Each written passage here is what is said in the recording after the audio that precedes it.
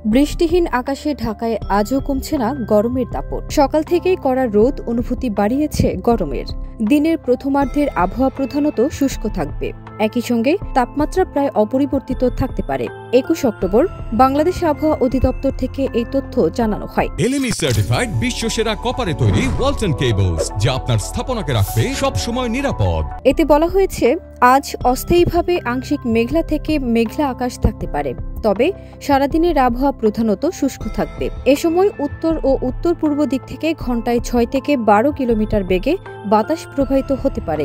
দিনের তাপমাত্রাও প্রায় অপরিবর্তিত থাকতে পারে।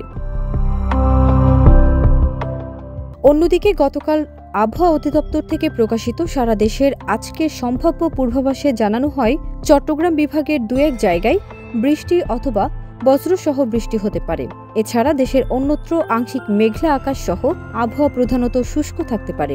এছাড়া সারা দেশে দিন এবং রাতের তাপমাত্রা প্রায় অপরিবর্তিত থাকতে পারে।